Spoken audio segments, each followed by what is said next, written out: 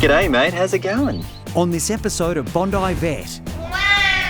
I think we've got some real issues here we need to address. Can Danny find a way to stop a screaming cat from keeping his owner awake all night? I can't have Simon screaming for 20 years. Horses can sometimes react erratically and vets can get injured. Scott heads down on the farm What a good boy. and out of his comfort zone. It is a shed full of hay and we need to do surgery in it. I know some people would look at Jasper and think that maybe he should even be put out of his misery. And Chris refuses to walk away from a brave dog with a brain injury. There is a chance that we may actually be able to do something with Jasper. I don't like giving up. You make my world a better place. Come on, there's your girl. I can depend on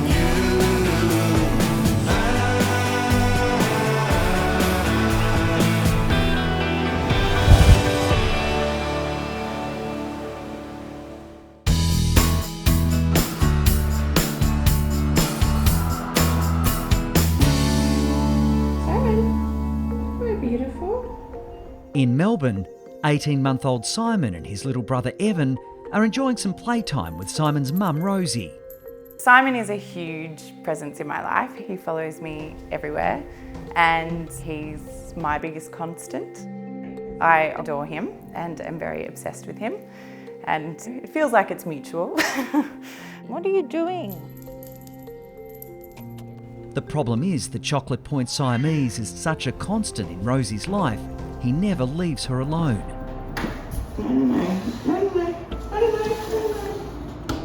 I was weak when I first got him and I let him just always spend heaps of time with me and just sleep with me and all that. And now as I'm trying to create a little bit more distance in our lives, he will scream, "Hi baby." Sort of starts softer. The more you ignore it, the louder and more incessant it becomes. He just keeps going, he doesn't stop.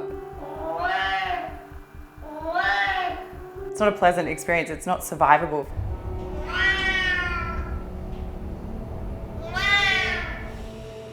Siamese cats can live for like 20 years, and I can't have Simon screaming for 20 years.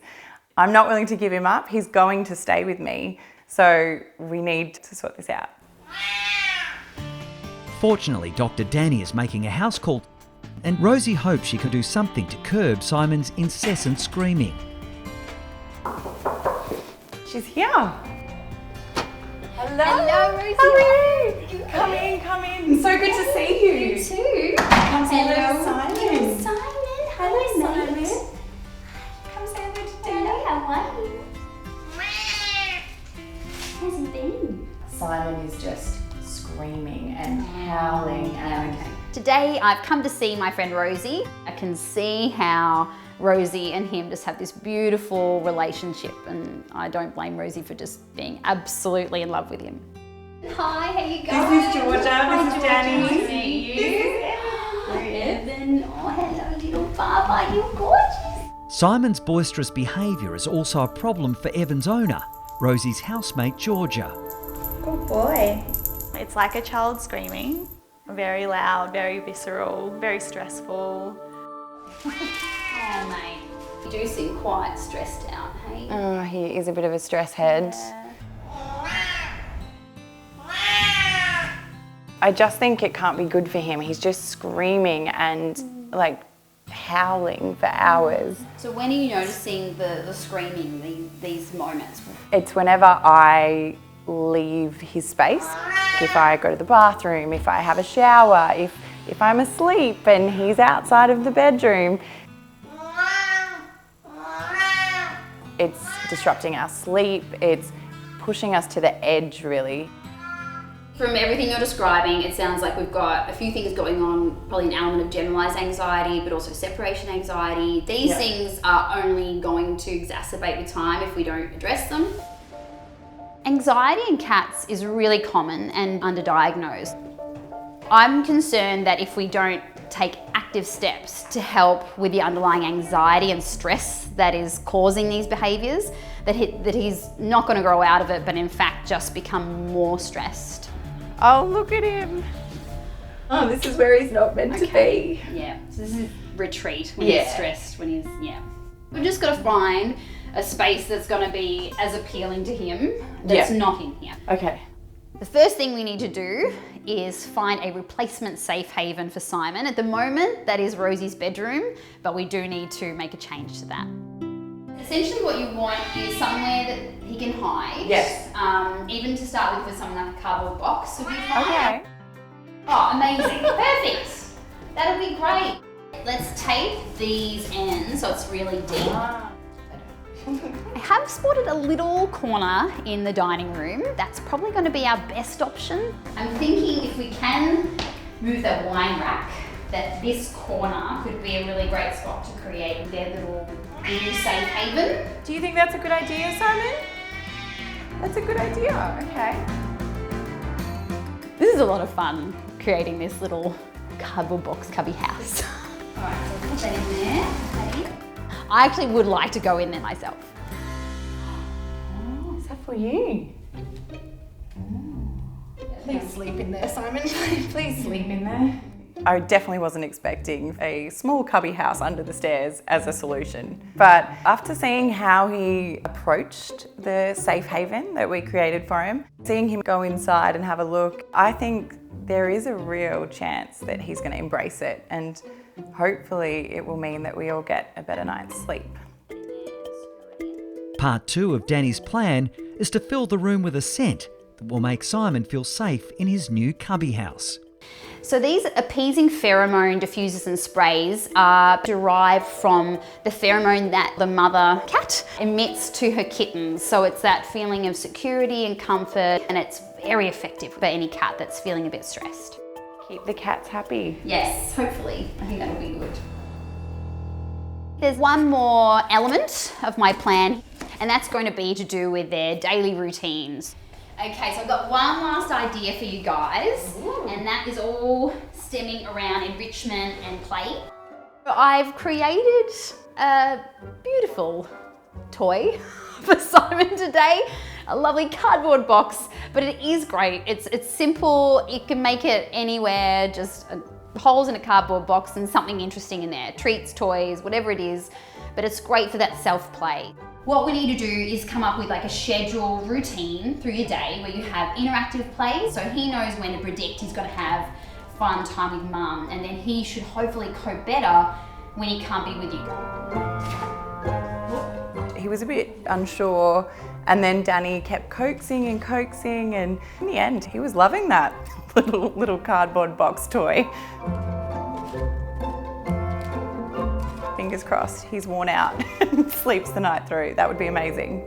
Thank you so much for coming over, Danni. It's a pleasure. Keep me in the loop. I will. Okay, good luck, you guys. See you. Bye. Bye, Danni. See you, Rosie. It would mean so much if I can make a difference to Rosie and Simon and the issues that they're having at the moment, and create a lovely, harmonious household. That would just mean the world.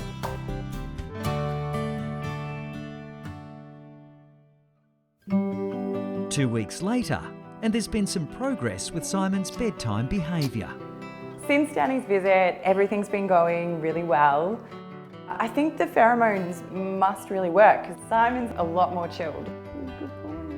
It's been amazing. We've been like cooking dinner or watching TV, having a glass of wine. We'll be like, where are the cats? They've been gone for ages. And we'll come round and we'll have a look, and they'll both be curled up in their little cubby safe haven together. Simon's happy, I'm happy, George is happy. I mean, Evan's always been happy. We're a happy household. Thank you, Dr. Danni.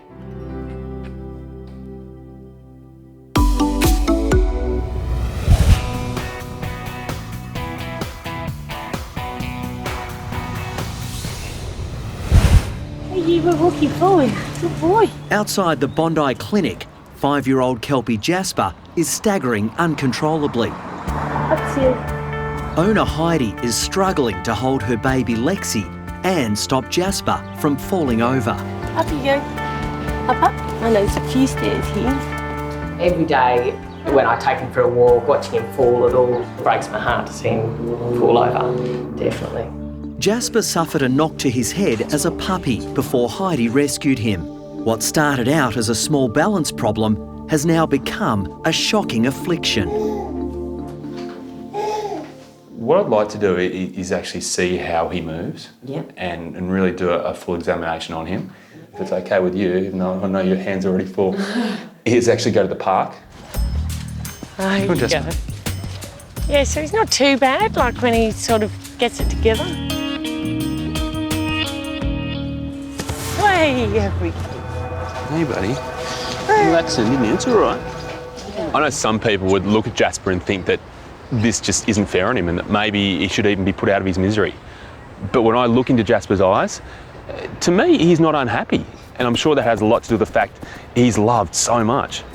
That jerky way of moving and getting around and the fact that nothing is done in a smooth way is really characteristic of one particular part of his brain not working. Yeah. And that part of the brain is the cerebellum, so it's just at the back here. Yeah. And what it does is if I want to go and pick something off the ground, then my cerebellum controls that and makes sure it's a nice smooth move. Yeah. And then brings it back. Whereas if my cerebellum wasn't working, it is like being drunk. It's all over the place. Can't work out where he or, yeah.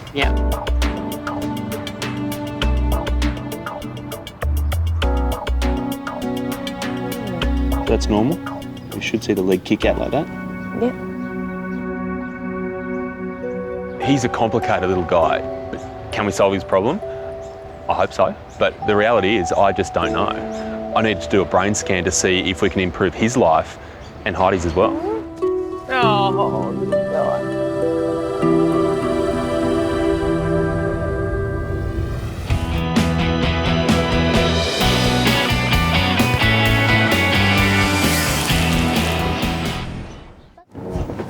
He's just popping up there, just on his back. Freaking me out watching him, seeing him on the table, out to it, and yeah, it's a scary thing to see your animal like that, definitely. Jasper's brain scan is about to begin. See you soon, Jasper. Back soon, buddy.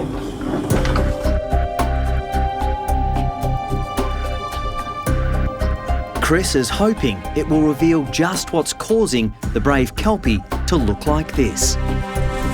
Hey.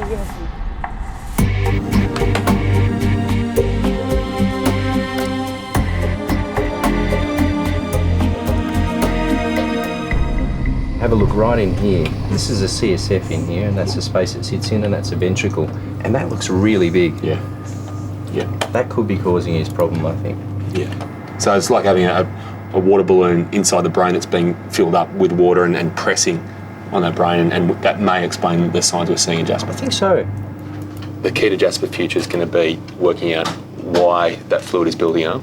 Yep. And then I guess most importantly, working out, hey, if it's building up, can we actually reverse that? Can we take that fluid away? Yep. And if we can do that, then there is a chance that we may actually be able to do something for Jasper. Just a chance. That'd be awesome. But just a chance. Jasper's scans will now be sent to a neurological specialist for further investigation. Definitely better news than I thought it was going to be, so it was really good to see those scans. You look at Heidi and you see what she's been through, especially in the last few weeks when Jasper's really deteriorated. You just want a good outcome here, and I really hope we're going to get it.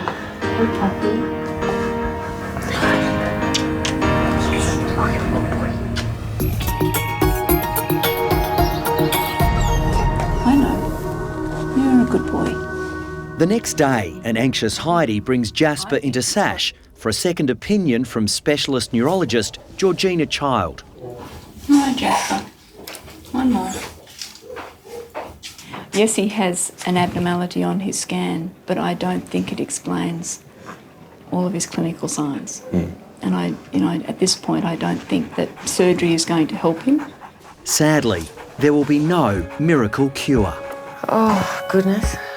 I think that whatever problem he has is likely to be a problem within the structure of the brain itself. It's not something that we're going to change by, say, draining the fluid from his ventricles. Yeah. Oh, that's a real shame. I'd be lying if I said I wasn't gutted when Georgina said there's nothing more we can do. When you've done so much and come this far only to get the answer that you probably feared all along, it still hurts. Cool. I'll probably go home and burst into tears or something, but hopefully we'll have a few more years out of it at least. Even though we've done every form of medical examination, it doesn't mean we can't use our imagination and try to come up with some other solution to help him out. I don't like giving up. We tried.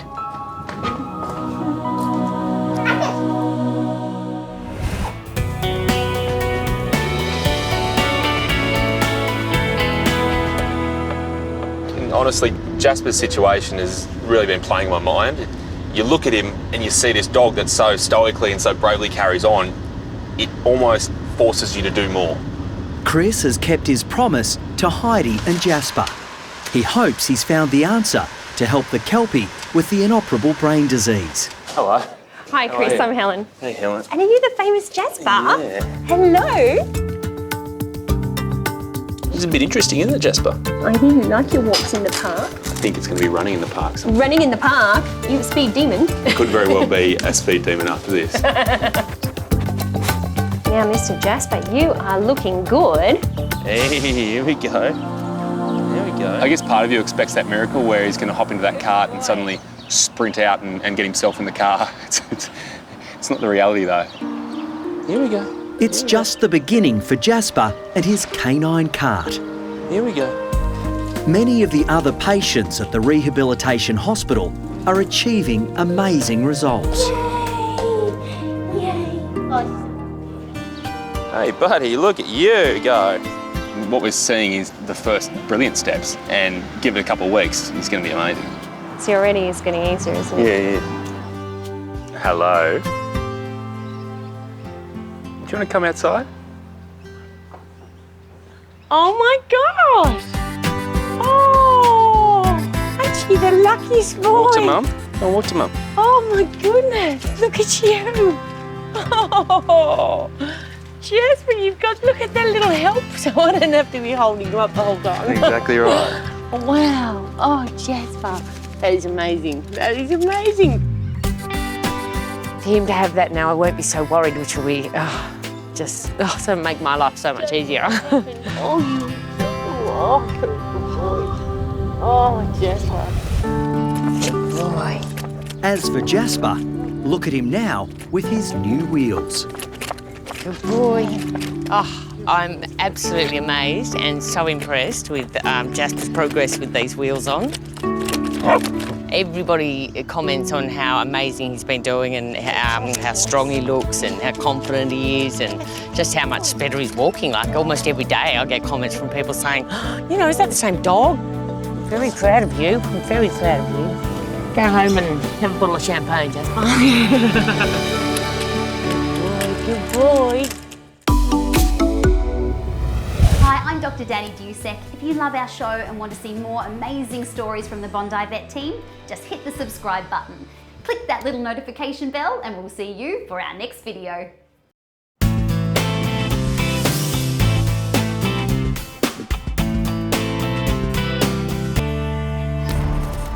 Today I'm off to Wales for something completely different and I really need to get on the road.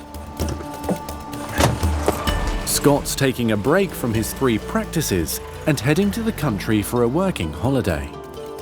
After making London his home for the past 18 years, the Australian vet is exploring another possible move. The idea first came up when a client of mine mentioned that they had a relative that runs a big rural practice in the beautiful green rolling hills of Wales. Now, I have always had a bit of a daydream that one day I'd pack up the family and head to a completely different environment, somewhere with clean air and wide open spaces, and become a country vet. So Scott's putting the dream to the test, working at a local practice in the historic town of St Clair's for the next few days. I'll be the first to admit that I'm going to be completely out of my comfort zone, and I'm pretty nervous. It's been a very long time, pretty much since my university days, since I've seen the business end of a cow or a horse. So it'll be very interesting to see if I can convince the locals that this city slicker's got what it takes. Up to you. Thank you. Hello there, ladies. How you doing? Good, how are you? Good. I was actually trying to work out how to say hello in Welsh. How do you say it? Hello. Oh, so you just say it with a Welsh accent? Yeah, Keeping it simple. Yeah, well, you definitely need to do that for me. Welcoming Scott to this country vet practice are Fionn and Ang Harrod. I'm supposed to be seeing the boss. Whereabouts is he? Straight through there. Wish me luck. Good luck. Hi there, David. Hi, you must be Scott. Yes, I am. How you doing? Oh, so pleased to meet you. And welcome. you. Yeah, welcome to beautiful Wales. Thank you very much. Today, Scott is reporting to one of the practice's head vets, David Stark. So we've got a busy day on farm, so I need to get you some proper gear. Not my usual kit, I'll be honest, but look, I'm happy to get stuck in with the farm work. Right, let's get you kitted up and then we'll crack on. Sounds good. Good. Forget any notion of lazing around watching the grass grow in sleepy old Wales. We're into it straight away. First up, David has an interesting challenge for Scott at a local farm. Good girl. Up you go. This should be 51 days. This beef farm is run by 4 very independent Welsh women.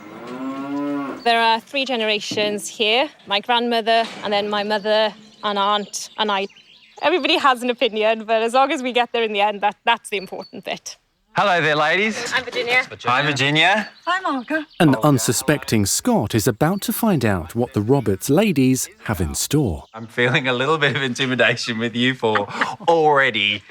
Do you normally feel like that when you come here, David? Oh, I've got used to it over the years. Have you? You got used to the girls? I'm acclimatised. Right. So what have you got me here for today? We've got a pedigree bull, so we need you now to have a look at him to make sure that he's fit for breeding. All right, well, shall we unleash the beast? Let's go. If he's used to smaller animals, seeing a bull is going to be totally different. I'm very worried about seeing this bull. I'm sure he's an absolute giant. Bulls can be a bit aggressive, they can be dangerous, so I think we've got to be careful in this situation. Oh, great. It's tiny. There's the bull. There he is. I was expecting something this high. You'll grow into a big bull eventually. Let's go down. Let's go look at him, Scott. Hello, boys. Luckily, Scott's first patient is a young bull called Merlin, with his mate Colin keeping an eye on the visitor from the city. If you look carefully, you'll see he's got a tremendous hindquarters. He's really well built. And so that's why they feel he has potential as a bull. So what you're saying is that he's got a bigger bum than the other one. And from a beef cattle perspective, he's going to pass that on to any offspring that he has, which is also That's right, very yes, positive. and produce very good beef calves as well. But looks aren't everything when it comes to breeding. Dave and I commenced the examination of this bull from head to toe to make sure he's up to scratch and he's going to be a good dad to all of the Roberts family's new calves. He's got a lovely temperament. Yeah, I can tell. Yeah, he's Good boy. He's just very strong. He's a very strong animal. But otherwise, he's lovely and quiet. You can handle him quite nicely. We'll just check his teeth, see what his teeth look like in his mouth. Yeah. Good alignment of the teeth with the upper jaw. Would you like to have a turn and examine him? Have a look at him? Yeah, sure. This bull is maybe not as big as I expected, but it's certainly bigger than all the patients that I treat in Richmond. Good boy. Are they like dogs and cats? Do they respond to being talked to? Yes. Yeah, definitely. Yes, they do. Definitely. Oh, well, there you go. They know your voice. Oh, hello. You probably haven't heard my accent before around these parts, I wouldn't have thought. Hey. G'day, mate. How's it going? Hey? Hey, you're a handsome fella. Nice, incredible. Incredible to look at these beautiful brown eyes close up. Very nice. Right, let's check his height. Yeah. Good boy. Good boy. My initial impression is that it's running faster than I thought it was going to be. But just same with dogs and cats. The younger they are, the faster the heartbeat. Yeah. His eyes seem good, his heart seems good, everything else is looking very, very good. But at some point, I know I'm going to have to go to the business end. All right, Mel, and I promise to be gentle. If the bull hasn't got good testicles, then he won't be able to work as a breeding bull.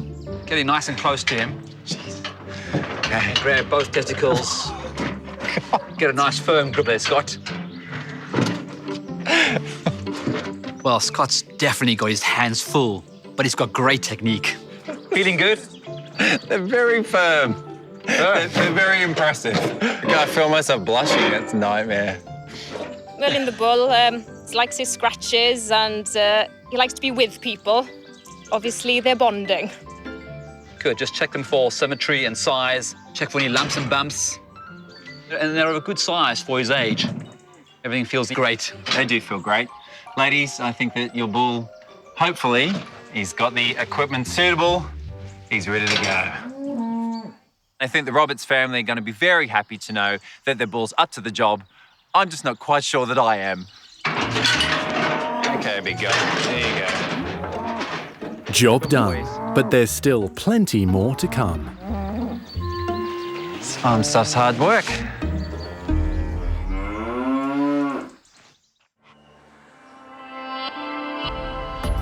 Before heading back to the practice's headquarters, Scott is on another assignment, this time with local equine vets Philip and Kim. Philip mentions about the fact that there's a foal hernia. Now, I haven't done horse surgery since university, so I'm incredibly nervous. I hope I can help, and I hope that Philip has faith in me.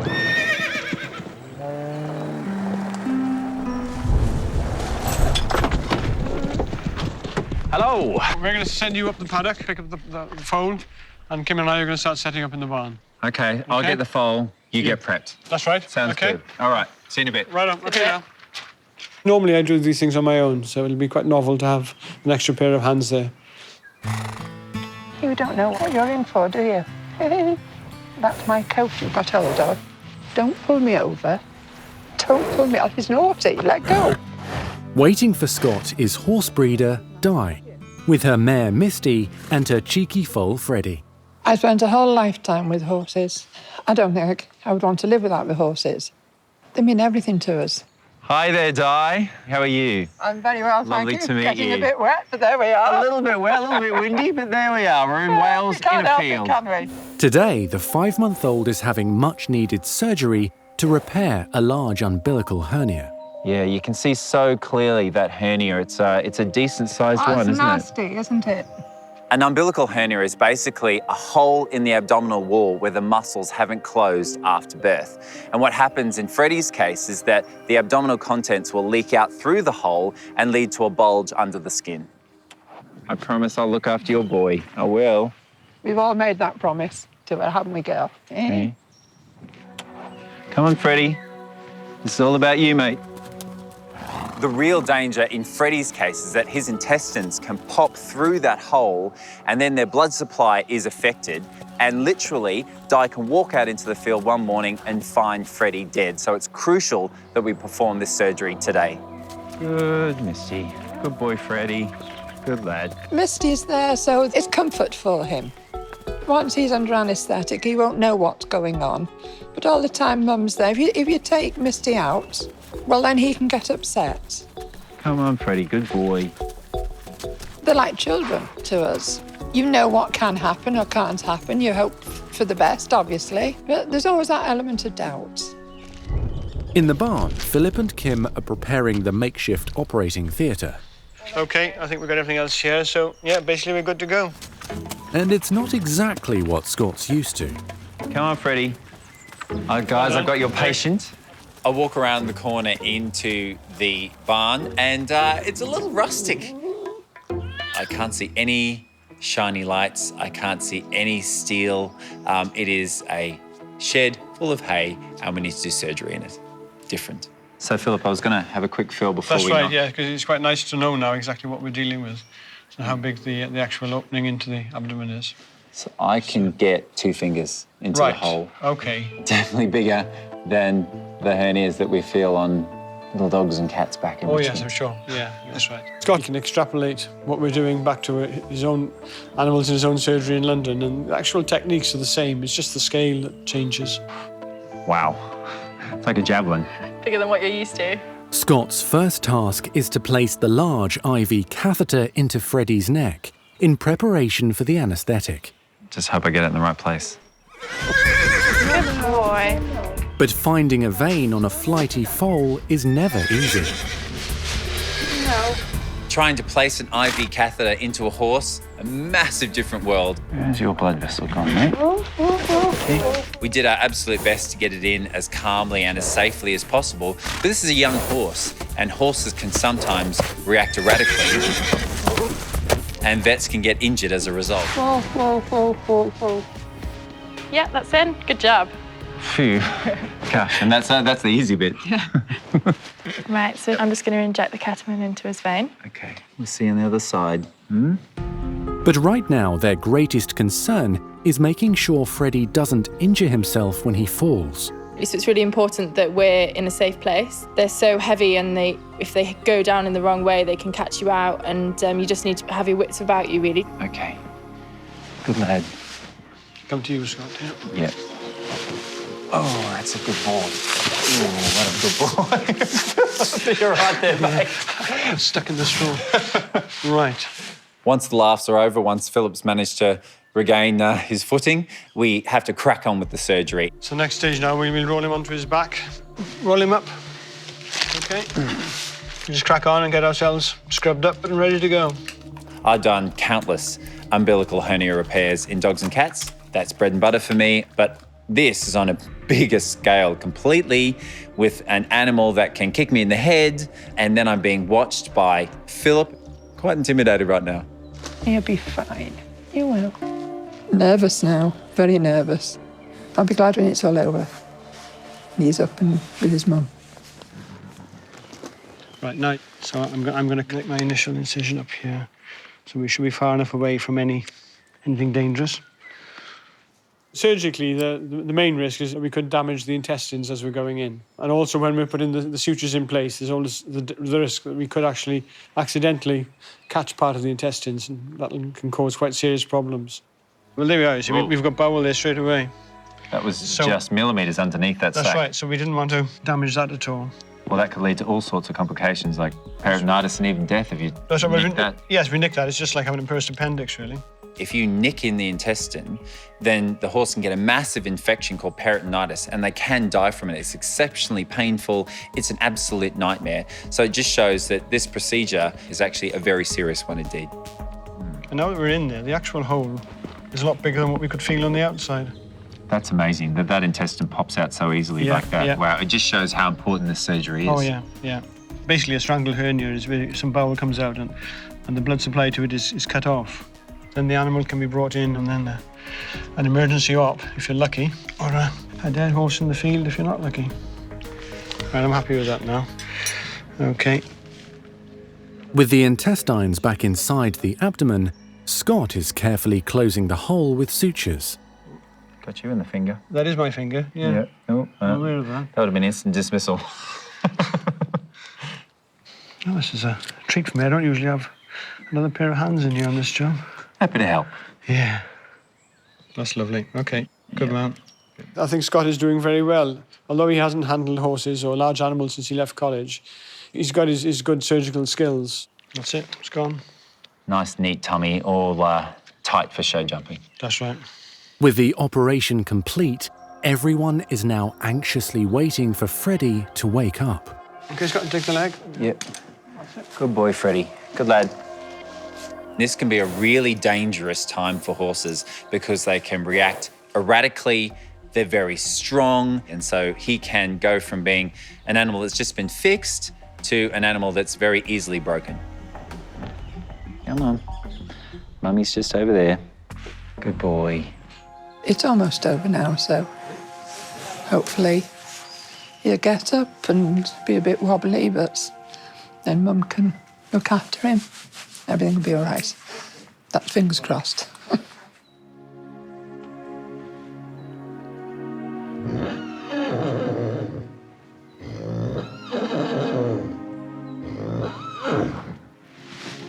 Oh, no, maybe not.